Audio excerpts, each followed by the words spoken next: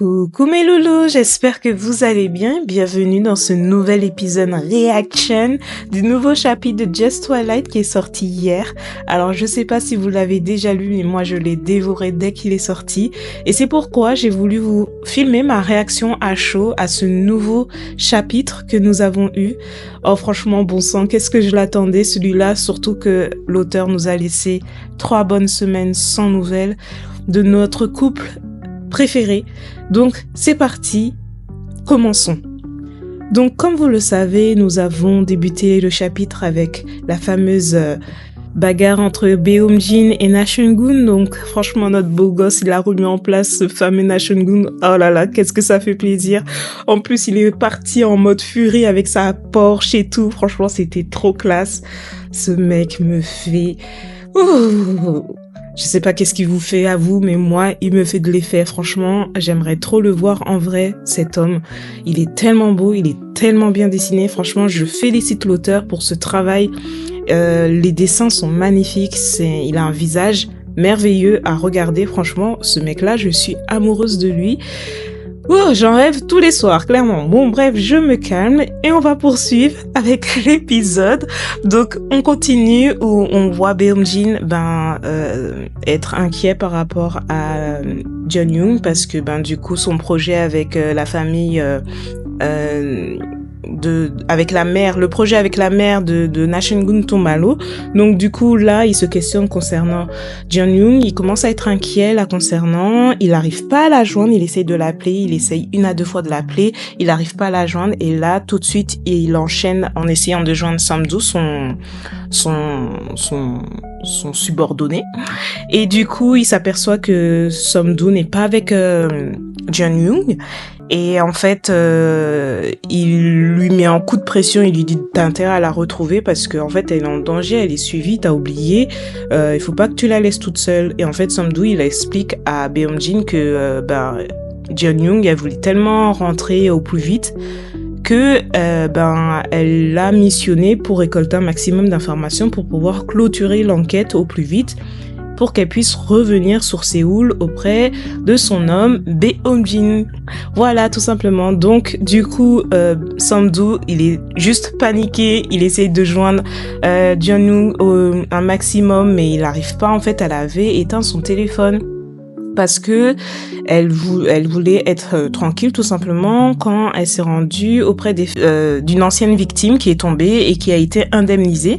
Et en fait, pendant qu'elle était chez ces personnes-là, elle leur dit tout simplement qu'elle espère qu'ils n'auront pas de problème en plus, sachant que en fait, il y aura une enquête policière qui va être ouverte. Et en fait, eux, ils commencent à paniquer.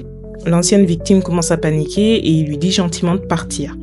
Ce que je n'ai pas compris dans cet épisode, c'est que Jeonyoung, quand elle sort du domicile de l'ancienne victime, justement, on voit un camion de déménagement avec 2 ouvriers et en fait, moi je me questionne pour savoir est-ce que l'ancienne victime n'a pas prévu de partir en mode furtif, quoi.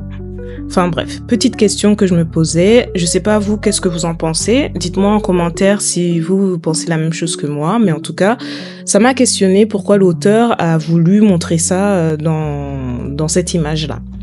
On continue avec Jeonyoung qui s'aperçoit qu'en fait elle a plein d'appels manqués de son homme, de notre homme, Beomjin, et de Samdoo. Justement elle s'aperçoit qu'il y a quelque chose qui cloche et que en fait là elle devine que Beomjin est sur le point de revenir la voir. Donc franchement, homme capable, je suis désolée. Notre homme est un homme capable, je suis désolée, le mec, il est prêt à faire 2 fois l'aller-retour en une seule journée pour aller voir sa meuf. Donc je sais pas si vous avez constaté la distance entre Séoul et Busan, mais moi j'ai regardé sur internet et en fait il faut 4h30 de route pour se rendre... pour faire le trajet, tout simplement. Donc, je vous laisse imaginer, 4h30 de route, c'est énorme. Juste pour voir sa meuf, franchement, c'est juste... waouh, dinguerie. Je poursuis, j'arrête de m'étaler et en fait, là, ils ont une petite discussion au téléphone où il lui dit clairement de faire attention à elle et que ben il est sur le chemin, il va arriver. Donc voilà, l'appel se termine et elle va continuer, elle va clôturer l'enquête au bureau. Et ben je passe les détails en fait. Elle s'aperçoit que le premier suspect qui émane de son enquête, c'est en fait le chef du chantier, Monsieur Joy là. Et en fait c'est lui en fait le premier suspect de celui qui pousserait les victimes du haut de l'étage là, du 3e, 4e étage. Sauf que moi, j'ai pas compris pourquoi. Alors, je comprends toujours pas pourquoi la raison de ce genre d'agissement, parce que en fait, clairement, on lit dans ce nouveau chapitre qu'en gros, ça concerne vraiment que des ouvriers qui sont super endettés et qui ont principalement des filles. Donc ça, j'ai pas trop compris à ce moment-là pourquoi il disait ça. J'espère que dans le prochain chapitre, on aura l'explication. Et en fait, voilà, tout simplement, je sais pas, est-ce que Monsieur Choi, il faisait ça pour aider les victimes, pour essayer d'obtenir une compensation pécuniaire, pour les aider à rembourser plus vite leurs dettes? Donc ça, ok, je peux comprendre.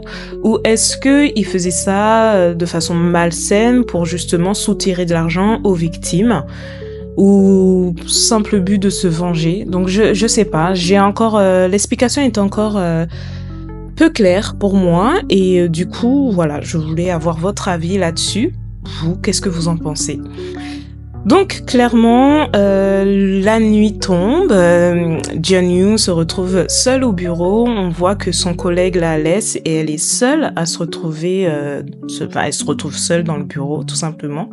Donc on connaît tous Jeon-young qui est têtu et qui n'en fait qu'à sa tête, donc malgré les consignes qu'elle a reçues de son homme, elle fait comme si elle n'était pas en danger quoi, clairement.